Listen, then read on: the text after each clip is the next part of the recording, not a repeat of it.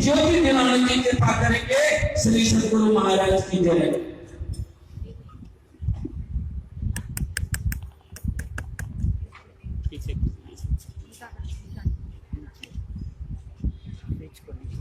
उल्टा रुको।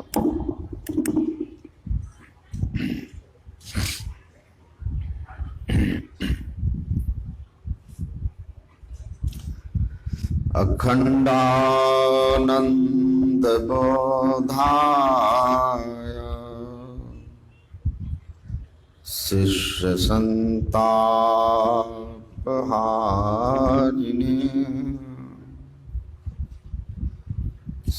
सच्चिदानंद रूपाय रामाय गुरवे नमः। धन्य धन्य सद्गुरु सुखद महिमा कहे न जान। जो कुछ कहूँ तुम्हारी कृपा मोते कछु न बसा।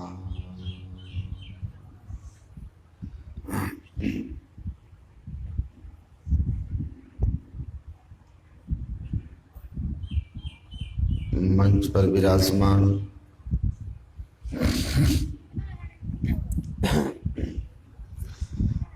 सादगी सरलता के प्रतिमूर्ति संतमत के गुण ज्ञान को जन जन तक पहुँचाने के लिए सतत प्रयत्नशील पूज्य चरण स्वामी श्री राम बाबा के पावन पाद पद्मों में नमन। श्रद्धेय स्वामी श्री बुद्धिनाथ बाबा तथा समस्त वंदनीय साधु समाज के श्री चरणों में नमन। परम आदरणीय मंच संचालक प्रोफेसर लखनलाल बाबू, सत्संग प्रेमी महानुभाव, धर्मानुरागिनी माताओं तथा धर्मशीला बहनों,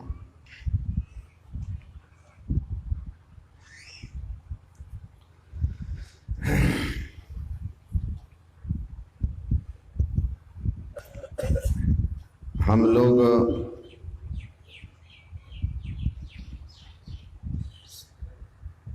श्री रामचरितमानस सार सटीक सप्तम सोपान उत्तर कांड से काकभूषणी और गरुड़ जी महाराज के संवाद को पाठ के रूप में सुने और इस पर प्रवचन भी पूज्य अशोकानंद बाबा, स्वामी सुबोध बाबा और बुद्धिमताम वरिष्ठम बुद्धिनाथ बाबा और स्वयं भगवान राम, जिनका चरित्र रामचरितमानस में है, स्वामी राम बाबा के मुखार बिंद से श्रवण किए हैं। और यह पाठ यह हमें बताता है कि जीव चाहता क्या है और जीव की जो चाहना है उस चाह की पूर्ति का माध्यम क्या है। आप श्रद्धेय स्वामी बुद्धिनाथ बाबा से सुन रहे थे कि कागभूषुंडी जी महाराज गरुड़ जी को कहते हैं कि कौन जोनि जहाँ जन्मे नाही, कौन सी ऐसी जोनि है जिसमें हमारा जन्म नहीं हुआ। और कल अपराह्न काल में हम लोग यही भगवान राम का उपदेश में सुने थे कि आकर 4,84,000 योनि भरमत है जीव अविनाशी। और सदगुरु महाराज कहते हैं पशु पक्षी कृमि आदि की योनि में भर में बहु बार हो, नर्तन अब ही कृपा कर दिन्हो, अब प्रभु करो उबार हो। तो कागभूषुंडी जिनके पास गरुड़ जी अपने शंकाओं को लेकर के गए हैं और उनसे अपने शंका को शंका का समाधान करा रहे हैं, वही कागभूषुंडी शंका रहित पुरुष हैं। आप इस बात में कहीं संशय मत कीजिएगा कि कागभूषुंडी को कोई संशय है। कागभूषुंडी निरसंशय है, कागभूषुंडी संत हैं। इस पर अलग व्याख्या है कि कागभूषुंडी वास्तव में है कौन। बस इतना ही जान लीजिए कि कागभूषुंडी गोस्वामी तुलसीदास जी महाराज के जो उत्तर कांड है, उस उत्तर कांड में एक संत की भूमिका में है और गरुड़ जो है वो एक जीव की भूमिका में है जिसके पास अनेक संशय और सवाल है। और कागभूषुंडी निरसंशय हैं, संत हैं। इसीलिए जो निरसंशय हैं, संशय मुक्त हैं, वही हमारे शंकाओं का समाधान करते हैं। और गुरु महाराज ने कहा ये तो गुरु का लक्षण है। मुक्ति मार्ग जानते साधन करते नित्य, साधन करते नित्य सत्यचित जग में रहते, और दिन दिन अधिक विराग प्रेम सत्संग सो करते।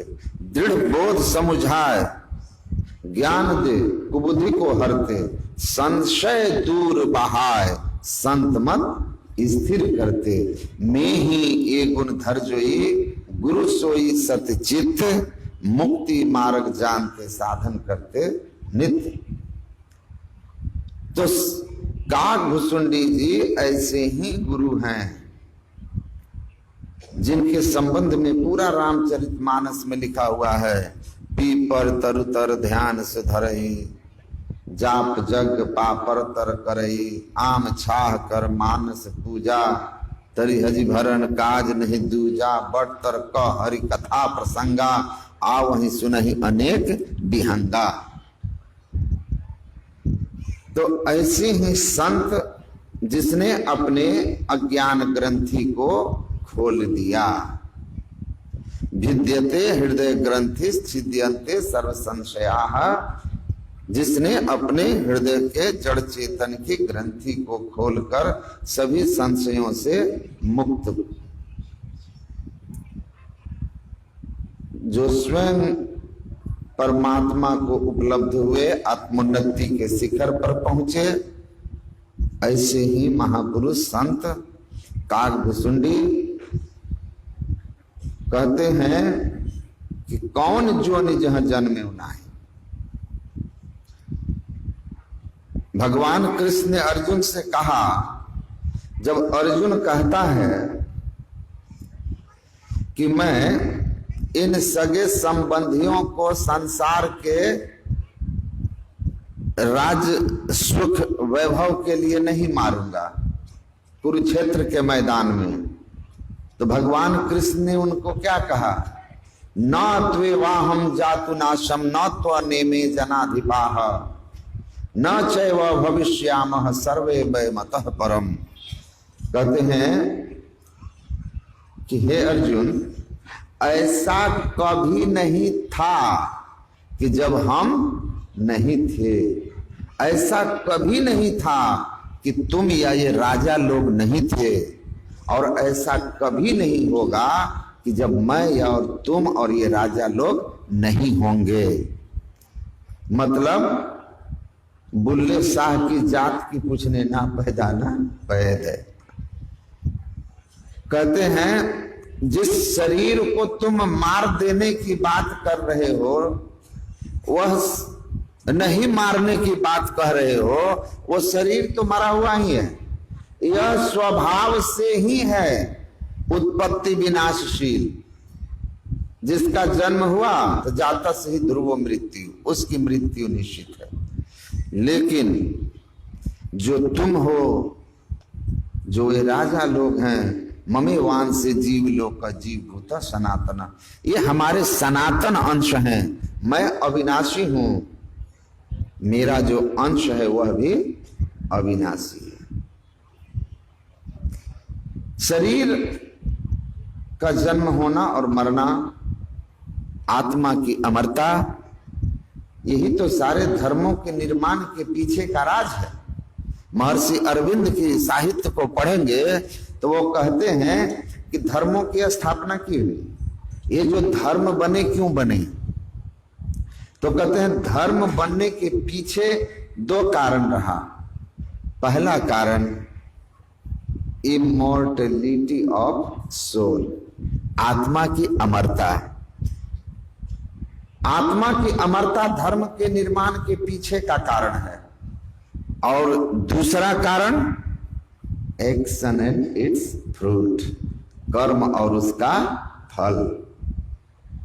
आप इस शरीर में शक्तिशाली हैं, और अगर केवल शरीर ही होता और इस शरीर के बाद के जीवन, इस शरीर के बाद जीवन की कोई स्थिति ना होती, तब फिर चरवाक का वह अराजक सूत्र काम करता। यावत जीवेत सुखम जीवेत ऋणम कृत्वा घृतम पिबेत भस्मीभूत शरीरस्य पुनरागमन कुतो भवेत।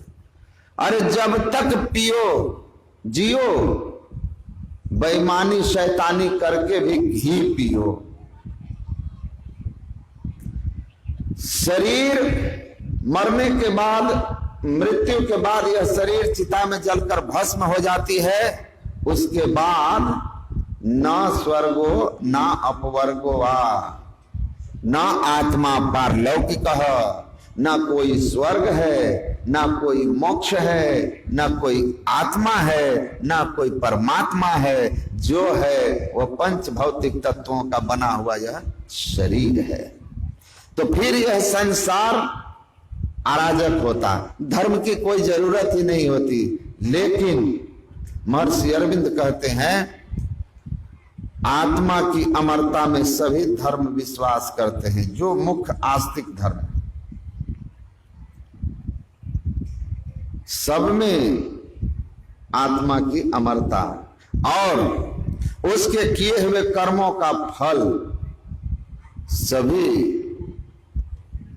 आस्तिक धर्म और जो मुख्य धर्म है इसका प्रचार करते हैं। तो हम इस संसार में इस तरह जिए कि हम मरने के बाद नरक में न जाएं, दुख में न जाएं।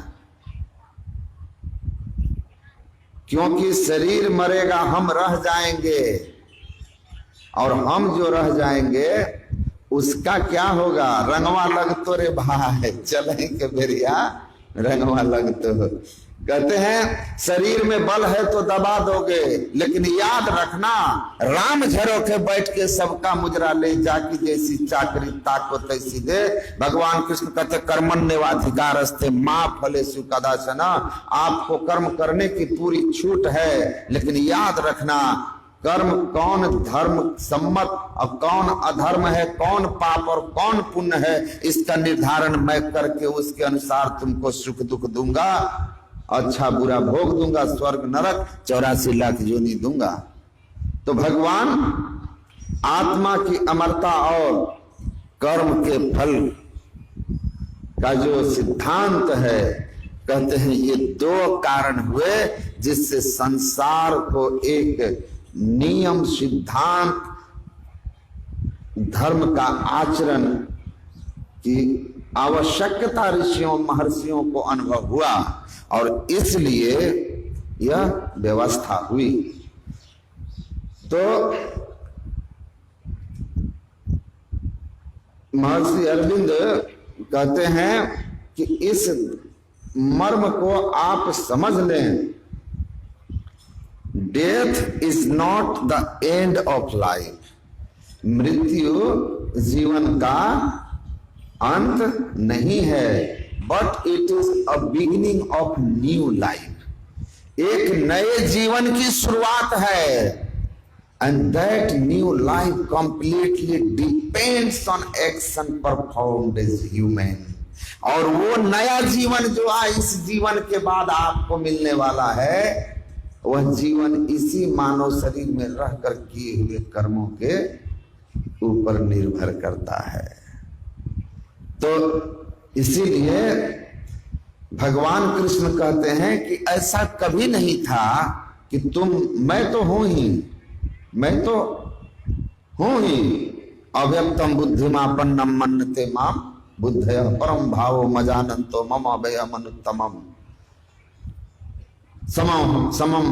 समोहम सर्वभूतेषु न द्वेषो अस्ति न प्रियः समम तिष्ठन्ति परमेश्वरः।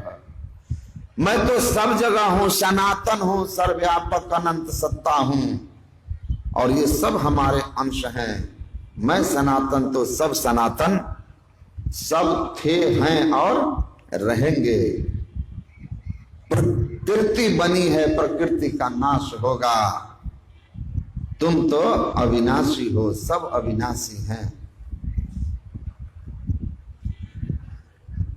तो संत जो होते हैं कागभुसुंडी संत हैं।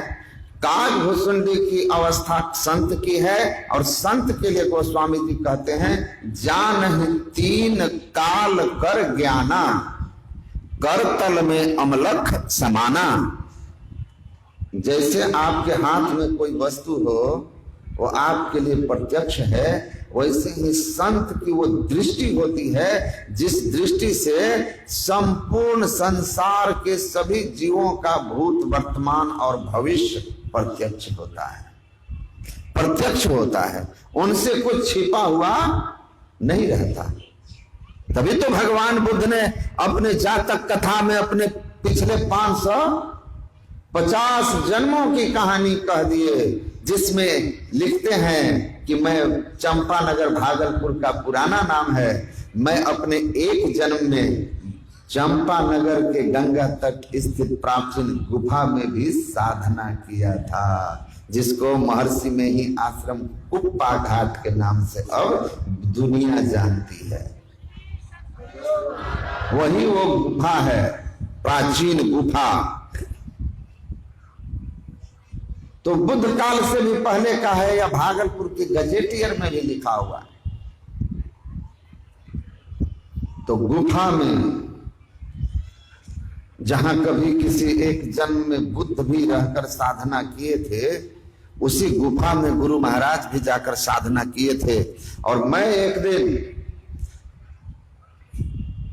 पूज्यपाद वर्तमान आचार्य श्री के मुखारबिंद महर्षि हरिनंदन परमहंसी महाराज के मुखारबिंद से सुना था। वो कह रहे थे कि गुरु महाराज धरारा आश्रम में एक बार जब ध्यानाभ्यास चल रहा था, तो उस समय छोटी छोटी झोपड़ी होती थी। एक गृहस्थ जो गुरु महाराज के बहुत करीब धरहरा आश्रम में आने जाने से हो गए थे, एक दिन ठंडी अधिक होने के कारण वो अपने छोटी सी झोपड़ी में ही बैठ करके ध्यान करने लगे। गुरु महाराज ने कहा 3 से 4 का जो ध्यान है अपने अपने कमरे में ही कर लें, झोपड़ी में ही कर लें। ठंड बहुत थी, शीतलहर चल रही थी, सर्दी खांसी होने लगा था कुछ लोगों को। 3:45 बजे गुरु महाराज उठ कर गए। बिजली बत्ती तो थी नहीं,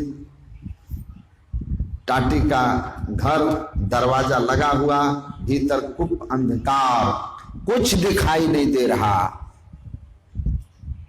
गुरु महाराज ने 4 बजने के 10 मिनट के करीब उनका रूम खटखटाया, तो वो उठ करके अपना रूम खोले तो गुरु, एकदम अंधेरा था, इतनी अंधेरा, ऊपर से धुंध में तो ऐसे भी दिन में दिखाई नहीं देता, खूब अंधकार। वो आदमी दरवाजा खोल के नहीं दिख रहा। गुरु महाराज ने कहा क्या कर रहे थे? कई झोपड़ियां थी, कई जगह साधक थे। गुरु महाराज किसी की झोपड़ी में नहीं गए, सीधा उनकी झोपड़ी में गए और जाके कहा, नॉक किया और कहा खोलो। खोला, पूछे क्या कर रहे थे? कहा हुजूर ध्यानाभ्यास। झूठ बोला गया, वो ध्यान पर नहीं बैठे थे, वो सो रहे थे। वो अवश्य ही उठ करके बैठे, लेकिन 20-25 मिनट के बाद आलस आने लगा तो वो फिर सो गए और उस झोपड़ी में गुरु महाराज पहुंच गए। कहा क्या कर रहे थे? कहा कि हुजूर ध्यानाभ्यास। गुरु महाराज ने उनके छाती पर हल्का सा ऐसे थाप दे करके, झिटका कर, नहीं कहते हैं, छिड़क करके बोले, कमाल हो गया। क्या समझते हो कि ये धुंध और ये दरवाजा और ये दीवार, टाटी का दीवार जिस पर मट्टी साटा हुआ था, ये धुंध, ये दरवाजा, ये अंधेरा, ये मिट्टी का टाटी, मिट्टी साटा हुआ टाटी हमारी नजर को रोक लेगा, हमारी नजर को रोक लेगा। अब भी समझ जाओ, 3 लोक में कोई मेही दास की नजर से एक सुई भी छिपा के नहीं रख सकता है, सुई भी नहीं छिपा के रख सकता है। जिनकी ऐसी दृष्टि है, 3 लोक का ज्ञान जिनके सामने प्रत्यक्ष है, भूत भविष्य वर्तमान प्रत्यक्ष है, अपने अनेक जन्मों की कथा जानते हैं, हमारी भी, आपकी भी, हम सब की। भगवान कृष्ण ने कहा कि मैं तुम्हारा और सबका, अपना, तुम्हारा और सबका, सब जन्मों की कहानी जानता हूं, तुम नहीं जानते हो। और संत भगवंत अंतर निरंतर नहीं, संत और परमात्मा में कोई अंतर नहीं होता, ये आपको बार बार सुनाया जा रहा है। तो उनकी नजर से कैसे तीनों काल छिप जाएगा? काग भुसुंडी जी कहते, कौन ज्योनि जहां जन्मे नाही, मैं खगेश भ्रमि भ्रमि जग माही। थके करी कोटि कर्म गोसाई, आ सुखी न भयऊ अबहि के नाही। कौन उपाय नहीं किया? जिस योनि में गए सारी व्यवस्था की, चिड़िया भी बने तो घोंसला बनाया, बच्चे वहां भी थे, वहां भी हमने खाया पिया, परिवार वहां भी सजाया, मौत के झटके से वहां भी परिवार छूटा। बंदर, भालू, रीछ, पशु पक्षी, हर जोनी में जाकर के मैंने सुखी होने के लिए व्यवस्था तो की, लेकिन कभी सुखी नहीं हुआ। देवता बन के भी सुखी नहीं हुआ। आज सुखी हूं, आज सुखी हूं। तो आज सुखी हूं तो वही बता रहे हैं कि आज मैं सुखी हूं। कैसा सुख है?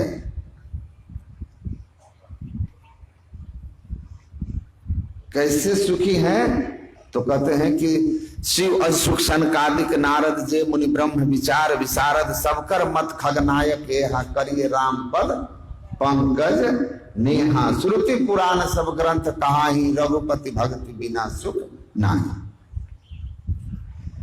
जो भी ब्रह्म विद्या में पारंगत हुए हैं या जिन्होंने भी इस सुख को अनुभव किया है, जो भी अपने जीवन से दुख को मिटाए, सब एक मत हैं और एक स्वर में कहते हैं कि परमात्मा की भक्ति कीजिए, परमात्मा की भक्ति कीजिए। अभी हमारे स्वामी राम बाबा कह रहे थे ना,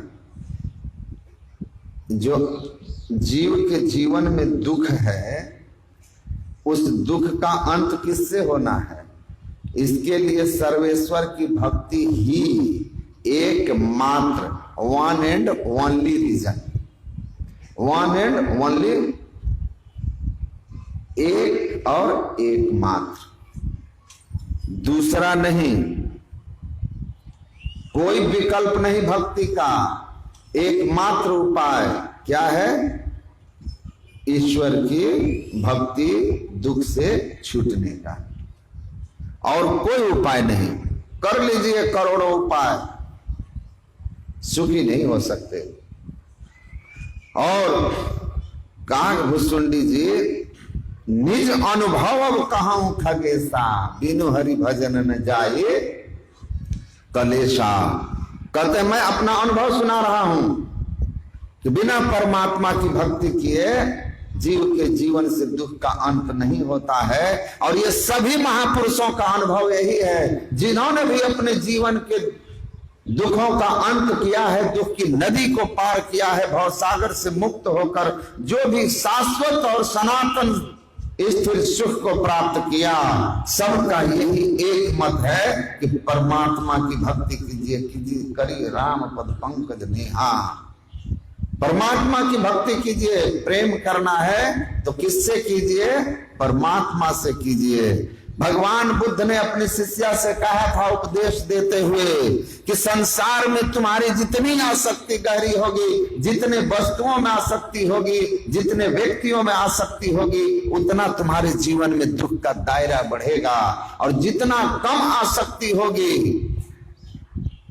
जितना कम तुम्हारा मन संसार से बंधेगा, उतना ही तुम्हारे जीवन में कम दुख होगा। 1000 वस्तु व्यक्ति में तुम्हारी आसक्ति है, 1000 दुख, 100 में तो 100 दुख, 1 में तो 1 दुख, जिसका किसी में नहीं, कोई दुख नहीं, कोई दुख नहीं। प्रेम तो जायति शोको प्रेम ते जायति भयम प्रेम ते विप्पमुतस्स नत्थि शोको कुतो भयम। भगवान बुद्ध ने कहा संसार का प्रेम दुख का कारण होता है, संसार के प्रेम में भय होता है, क्योंकि संसार का वस्तु नाशवान है, उसे छूट जाने का, उसे मिट जाने का, उससे विलग हो जाने का सदैव भीतर खतरा बना रहता है, भय बना रहता है। जिसको संसार के वस्तुओं से आसक्ति नहीं, न उसके जीवन में कोई भय है, न शोक है, उसको कोई दुख नहीं है। तो संसार का प्रेम सदैव दुख का कारण होगा। और कबीर साहब कहते हैं प्रेम करना है तो परमात्मा से कीजिए। परमात्मा का प्रेम क्या करेगा? प्रेम छुड़ावे जगत से, प्रेम मिलावे राम, प्रेम करे गति और ही ले पहुंचे हरे धाम। तो परमात्मा से प्रेम कीजिए। परमात्मा के प्रति जो हमारे अनन्य प्रेम है उसी को भक्ति कहा जाता है। परमात्मा के प्रति अनन्य प्रेम परमात्मा की भक्ति कहलाती है, जो भक्ति हमारे सारे दुखों के मुक्ति का कारण है। नारद भक्ति सूत्र में नारद जी ने भक्ति की महिमा को कहते हुए कहा, सात्वस्मिन् परम प्रेम रूपा अमृत स्वरूपा च यह लब्ध्वा पुमान अमृतो भवति तृप्तो भवति आत्मा राम भवति। कुछ छोड़ा नहीं उन्होंने इस श्लोक में, सब कुछ कह दिया इस सूत्र में कि परमात्मा के प्रति अनन्य प्रेम, परम प्रेम भक्ति कहलाती है। उसका परिणाम क्या है उसका भी वर्णन कर दिया। सात्वस्मिन् परम परम रूपा, अमृत स्वरूपा। अमृत मतलब सब अमृत बातन की बात अमृत है संतन के पास। अमृत वह है जिसको पान कर लेने के बाद आदमी मरता नहीं है। अमृत पान किया हुआ अमर हो जाता है।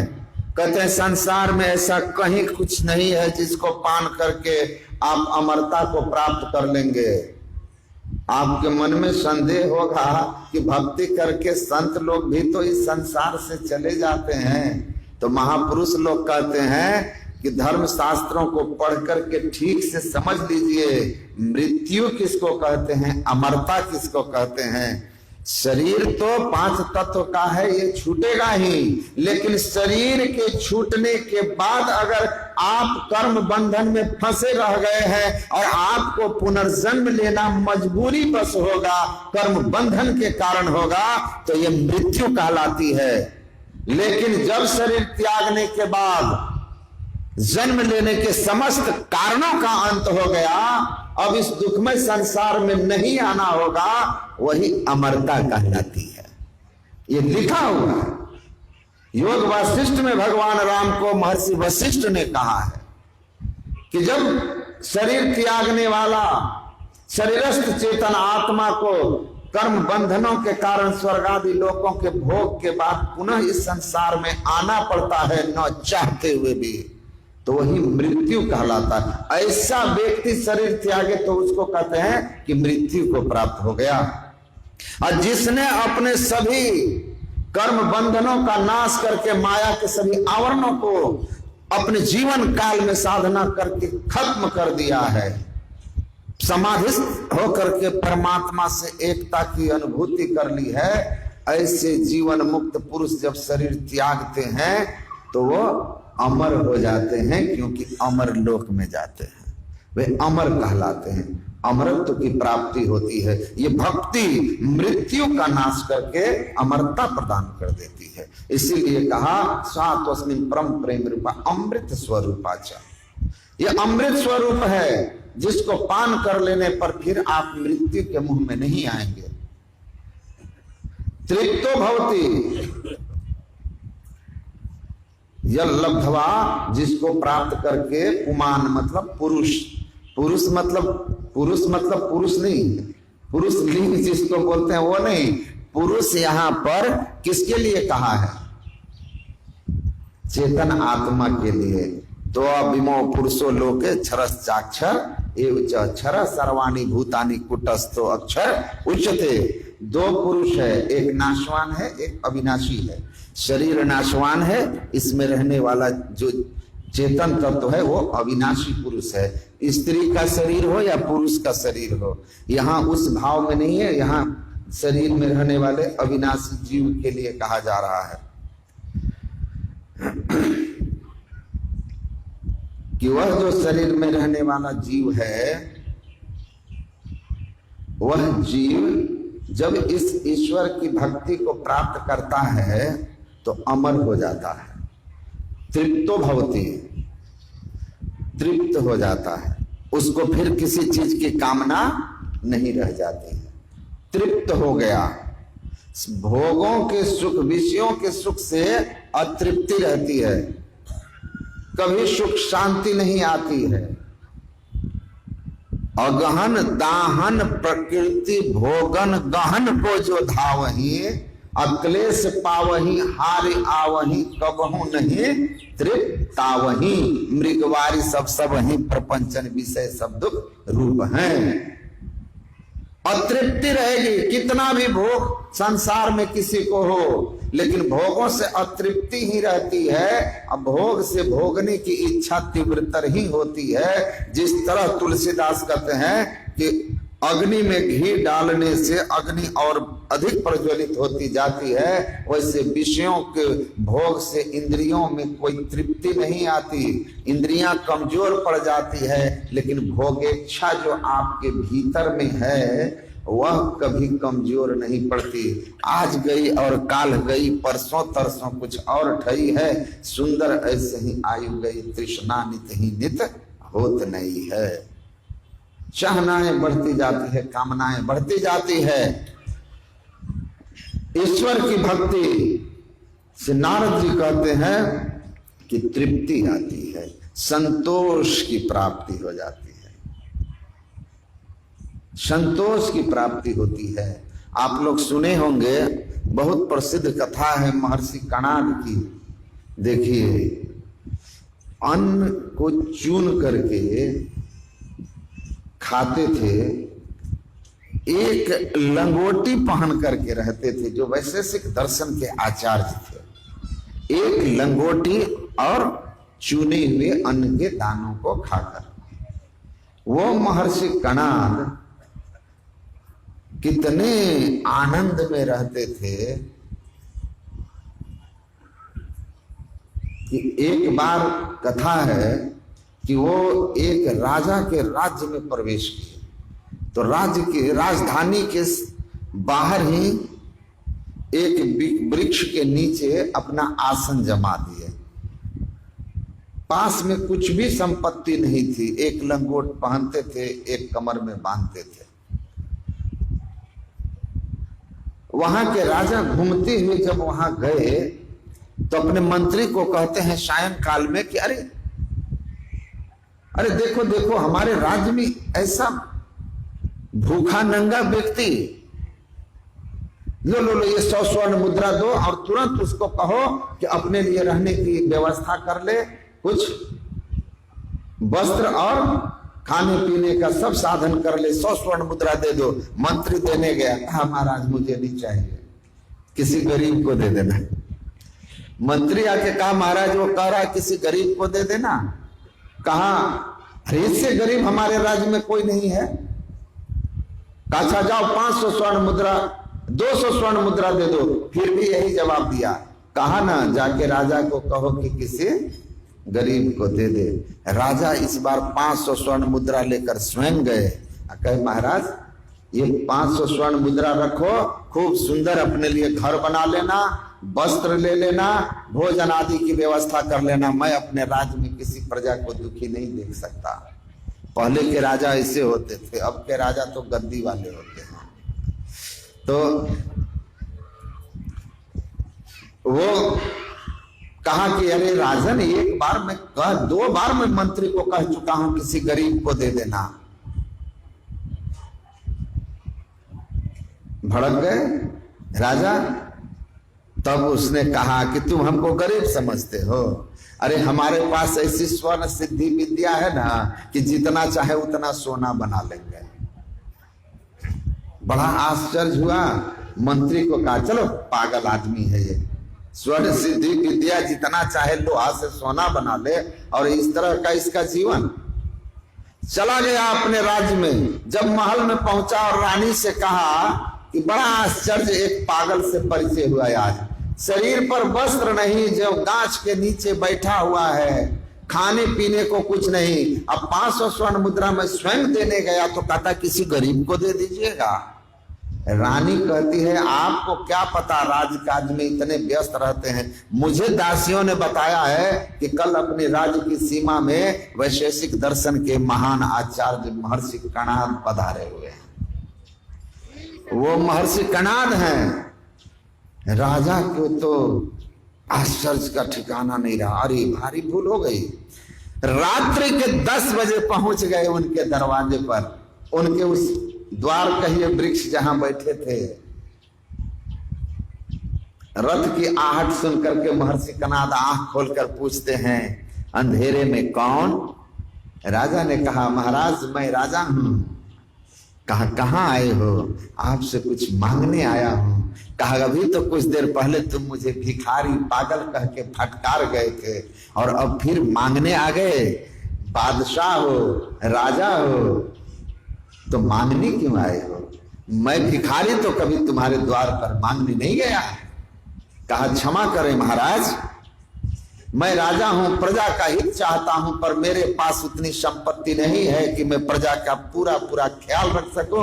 आप तो संत हैं और संत का जीवन ही तो इसीलिए होता है कि संत परमार्थ के कारण संतन धरा शरीर। संत सहाय दुख पर हित लागी, संत बिटप सरिता गिरधरणी, पर हित हेतु सबन के करनी। संसार के हित के लिए आपका तो अवतार ही होता है महाराज। तो आप वह स्वर्ण सिद्धि विद्या मुझे बता दें, मैं खूब सोना बना करके अपनी प्रजा के जीवन के सारे दुख दूर कर दूंगा। जनहित के लिए मैं आपसे मांग रहा हूं यह विद्या, स्वहित के लिए नहीं। महर्षि कनाद ने कहा ठीक है, तुम बड़े भले राजा हो, मैंने भी सुना है प्रजा को पुत्रवत ध्यान रखते हो, मैं तुम्हें अवश्य ही स्वर्ण सिद्धि विद्या बता दूंगा, पर इसकी योग्यता जो है पहले वो तुमको प्राप्त करनी होगी। कहा महाराज स्वर्ण सिद्धि विद्या के लिए क्या परिश्रम करना होगा? संसार के छोटे पद के लिए आदमी रात दिन एक कर देता है, इसी विद्या के लिए क्या ना कर दे कि जितना सोना चाहो बना लो। कहा कि मेरे कथनानुसार तुमको नित्य नियमित रूप से रात्रि के 10 बजे मेरे पास पहुंचना है, मेरे पास रहना है, और ब्रह्म मुहूर्त के बाद तुम यहां से निकलोगे। ये तुम्हारा नियमित रूटीन होगा। खान पान की पवित्रता, वो आए 2-4 दिन 5 दिन आते जाते रहे, उसके बाद एक दिन उन्होंने उसको कहा स्वर्ण सिद्धि विद्या के लिए चित्त की शुद्धि का कुछ साधन है, मैं तुमको बता देता हूं। और उसमें लिखा है कि उन्होंने उसको तमसो मां ज्योतिर्गमय, अंधकार से प्रकाश में जाने का, पिंड से ब्रह्मांड में जाने का, जिसको हम लोग बिंदु ध्यान कहते हैं, नासाग्र ध्यान कहते हैं, इसकी दीक्षा दे दी, इसकी विधि बता दी। अका बैठकर मेरे साथ तुम इस साधन को करते रहो। कई महीने बीत गए, राजा तत्परता और लगन से सोना बनाने की विद्या के लिए एक किए हुए हो। एक कर दिया। पूज्यपाद आचार्य श्री कहते हैं कि किसी आदमी को आप कहिए कि 2 फीट जमीन खोद दो तो कहेगा कि फुर्सत नहीं है, फालतू का काम के लिए टाइम नहीं है। लेकिन अगर उसको विश्वास दिला दो कि 20 फीट नीचे अगर आप खोद दे तो सोने का कलश स्वर्ण सिक्का से भरा है, तो वो सब आदमी जब सो जाएगा तब वो जग के अकेला में खोदेगा कि कोई हिस्सा न मांग ले, हिस्सा न मांग ले, क्योंकि लाभ दिख गया ना। तो वहां लाभ दिख गया था कि स्वर्ण सिद्धि विद्या पूरे लगन और तत्परता के साथ वह साधन रत हो गया। और एक दिन ऐसा समय आया कि जब महर्षि कनाद ने उस राजा को कहा कि अब आ जाओ, तुमको मैं स्वर्ण सिद्धि विद्या बता देता हूं। लेकिन तब तक वह राजा अपने अंतर के अंधकार को दूर कर दिया था, अपने प्रकाश मंडल में प्रवेश कर चुका था, चित्तवृत्ति के पूर्ण निरोध करके ऊर्ध्व गति को प्राप्त करके अंदर के हरि रस को, ज्योतिनाद वाले हरि रस को पान कर लिया था। आठम जथा लाभ संतोषा, स्वप्न होने देख ही परदोषा की स्थिति में महर्षि कनाद उसकी स्थिति को देख करके कहे आओ स्वर्ण सिद्धि विद्या ले लो। हाथ जोड़ के कहा महाराज बस रहने दो, मुझे वह स्वर्ण सिद्धि विद्या मिल गई और समझ में आ गया कि आप संतों के पास कौन सी ऐसी स्वर्ण सिद्धि विद्या होती है जिस विद्या को प्राप्त करने के बाद संसार के सोने की कीमत उसकी नजर में तुच्छ हो जाती है। कंचन कांच और शत्रु मित्र का भेद नहीं बिलगाया है। कंचन और कांच, सोना और कांच का भेद उसके जीवन से निकल गया। जैसा अमृत तैसा विष खाटी, जैसा मान तैसा अपमाना, हर शोक जाके नहीं शत्रु मित्र समान, अब कह नानक सुन रे मना, मुक्तता ही तो जान। कहा मैं समझ गया महाराज। गुरु नानक कहते हैं प्रगति ज्योति ज्योति मह जाता, मन मुख भरम भुलानी, नानक भोर भया मन मानिया, जागत रैन बिहानी। कहा एक बार अंतर ज्योति प्रकट हो गई। अंतर ज्योति के प्रकट होते ही गुरु ज्ञान अंजन सच्ची नेत्र पाया, अंतरी चानना अज्ञान अंधेर गवाया, ज्योति से ज्योति मिला मन मानिया, हरिदर शोभा पावनिया। गुरु नानक कहते हैं एक बार अंतर ज्योति प्रकट हुई गुरु की युक्ति से, क्या होगा? संसार का भ्रम दूर हुआ, संसार की मांग खत्म हो गई। अभी अंधकार में हो तो आपके अंदर वह स्थिरता नहीं आएगी, भूल भरम हो जाएगा। लेकिन प्रगति ज्योति, ज्योति प्रकटा तो ज्ञान हो गया, प्रकाश में ज्ञान होता है। तो कहते हैं मुझे नहीं चाहिए, तो कहते हैं कि आप इस भक्ति का फल क्या है?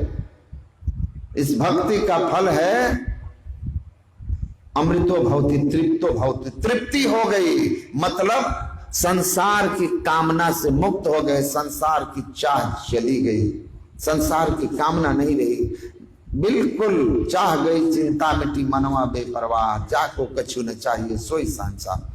अमृतो भवति आत्मा राम भवति। और भक्ति का अंतिम फल यही है कि इस भक्ति के द्वारा आप आत्मा राम मतलब स्वयं परमात्मा को जान करके, जैसा महर्षि वशिष्ठ वाल्मीकि ने राम जी से कहा था कि सो जा नहीं जेहि देहु जनाई, जानत तुम ही होए जाई। परमात्मा को जान करके परमात्मा हो जाते हैं, स्वयं वह जीव पीव हो जाता है।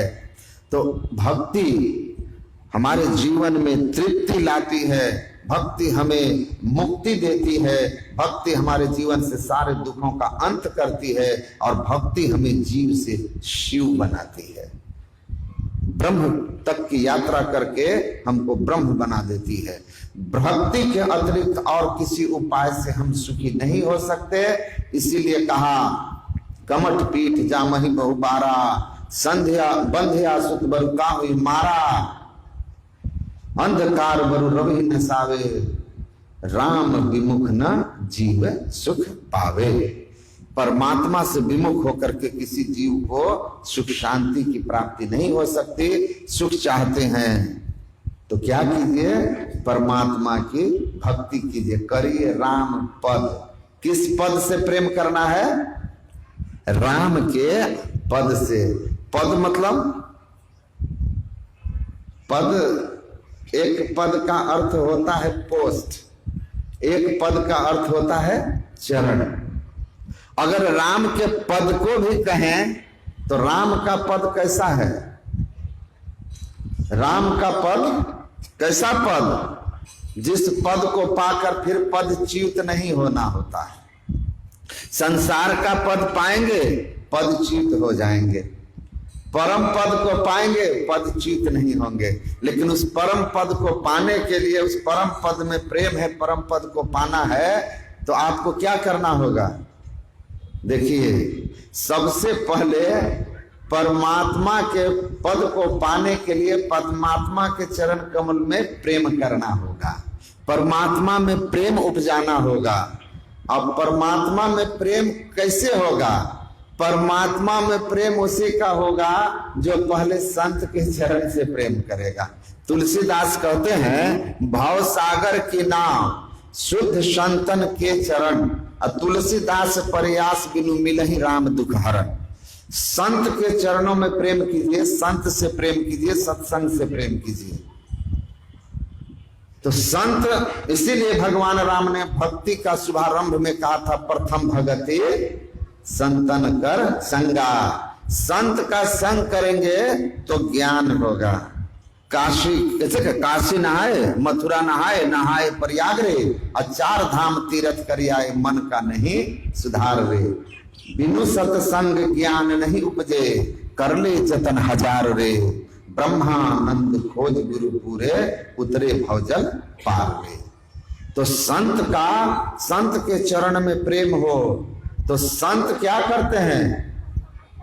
संत के चरण जो है वो भवसागर की नाव है, शुद्ध नाव, पवित्र नाव, पावन राम। संत का चरण वह शुद्ध पावन नाव है जिस पर जो सवार हो गया जीव वह संसार चक्र से छूटेगा। क्यों? क्योंकि गुरु क्या करते हैं, संत क्या करते हैं? संसार सागर से पार जाने की युक्ति बताते हैं, भेद बताते हैं। इसीलिए कहे कि भक्ति करते हुए अगर जीवन में दुख है तो आपको समीक्षा करनी चाहिए कि जो भक्ति आप कर रहे हैं वो वास्तव में वो भक्ति है या नहीं। जिस भक्ति को करके मुक्ति की प्राप्ति होती है। भगवान कृष्ण ने बहुत ही संक्षिप्त भाषा में अर्जुन के माध्यम से हम लोगों को समझा कर कहते हैं, यह शास्त्र विधि मुत सृज्य वर्तते काम कारतः न स सिद्धि मवाप्नोति न सुखम न पराम गतिम। हे अर्जुन, जो धर्म शास्त्रों में वर्णित विधियों को छोड़कर मनमाना भक्ति करता है वह न सुख को पाता है, न सिद्धि को पाता है, न परम गति परमात्मा को पाता है। तो शास्त्र के अनुकूल हमारी भक्ति हो। हम शास्त्र अनुकूल भक्ति नहीं करके मनमाना भक्ति करते हैं तो भक्ति सब कोई करे पर भ्रम ना टरे। तो भ्रम जंजाल दुख द्वंद्व भारे, ब्रह्म चिन्हे नहीं भ्रम पूजत फिरे, हिय कि नैन क्यों फोड़ डारे। तो मूल बात यही है कि भक्ति शास्त्र अनुकूल हो, और शास्त्रानुकूल भक्ति यही है कि नियमित सत्संग कीजिए, और सत्संग करते रहने से, सत्संग करके करी सत्संग गुरु खोज करिए चुनिए गुरु सच्चा, बिनु सदगुरु के ज्ञान पंथ सब कच्चा ही कच्चा। सत्संग करिए, सत्संग के कथा प्रवचनों में प्रेम कीजिए, फिर सच्चे संत सदगुरु की खोज कीजिए। सच्चे सदगुरु मिलेंगे तो आपको बताएंगे कि भक्ति क्या है। भक्ति स्वस्वरूप अनुसंधानम भक्ति रीत्या विधीयते, searching of being is the beginning of life. अपने अस्तित्व की खोज, अपने स्वरूप को पहचानने के लिए जो साधना है। मम दर्शन फल परम अनुपा, जीव पाव निज सहज स्वरूपा। जिस ओर चलते हुए आप माया के आवरण से छूट करके अपने चेतन स्वरूप को पहचान लेते हैं, और अपनी पहचान के साथ ही आप परमात्मा की पहचान करने की क्षमता प्राप्त करते हैं, वही ईश्वर की भक्ति वास्तविक भक्ति है। उसके लिए अंतर साधन बताते हैं, उसमें 4 बातें हैं जो आप कल से सुन रहे हैं। मूल मानस जप, मानस ध्यान, दृष्टि योग और नाद योग। ये 4 साधनों को करके माया के सभी आवरणों से छूटकर जीव परमात्मा को प्राप्त करके परम तृप्त आत्मा राम मोक्ष सदगति को पा लेता है। यही मूल बात है कि नियमित जीवन सदाचारमय हो, खान पान की पवित्रता हो, संसार का कर्तव्य कर्म हमारा ईमानदारी से हो, अत्र काल संध्या हम नियम से करें, सत्संग ध्यान, इसी से हमारा परम कल्याण होगा, इसी से सुख शांति की प्राप्ति होगी। नहीं तो गुरु नानक कहते हैं, जन नानक भगवंत भजन बिनु सुख सपने हो नाही। करोड़ों उपाय कर लीजिए, थकाऊ करी कोटि कर्म गोसाई, करोड़ों उपाय करके सुखी नहीं होइएगा। बारी मते घृत होई बरु सिकता ते बरु तेल, अब बिनु हरि भजन न भव तरिए, यह सिद्धांत अपेल। पानी के मथ देने से कभी घी नहीं, अब बालू के मथने से तेल नहीं। ये दोनों असंभव काम संभव हो भी जाए तब भी बिना संत सदगुरु की सच्ची सदयुक्ति लेकर के अंतर साधन करके माया के आवरण से छूटकर कोई सुखी हो जाए, संसार की व्यवस्थाओं से या पुण्य कर्मों से स्वर्ग पा करके संभव नहीं है। आत्मबोध की प्राप्ति, परमात्मा का दर्शन, परमात्मा से जीवात्मा की एकता ही एकमात्र शाश्वत सनातन और स्थिर सुख का कारण है। तो हम उसी सुख की ओर चलें, कितना भी उपाय करेंगे सुखी नहीं हो पाएंगे। यही ज्ञान भक्ति है, यही भक्ति है, और यही भक्ति हमारे मुक्ति का हेतु है। देखिए हम लोग यहाँ 3 दिन का यहाँ ध्यान सत्संग का कार्यक्रम था, लेकिन कुप्पा घाट सिद्धपीठ आश्रम में अखिल भारतीय और जिला अधिवेशनों की वार्षिक जो तिथि होती है उसके निर्धारण का वहाँ कार्यक्रम था। 25 को ही रख दिया गया था महासभा के द्वारा, और वह कार्यक्रम जो बनता है वो मेरे ही नेतृत्व में होता है, मैं ही बनाता हूँ। तो इसीलिए मैं 25 को आ नहीं सका, जबकि 25 से ही मैं यहाँ समय दिया था।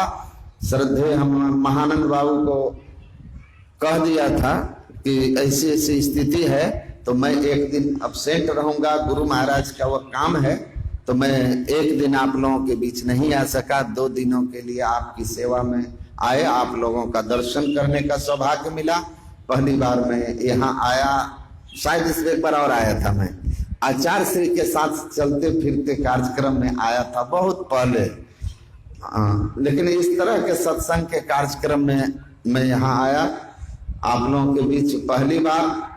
और एक चीज अंतिम उपदेश आचार्य श्री हमको एक दिन बैठे बैठे कहे कि जानते हैं,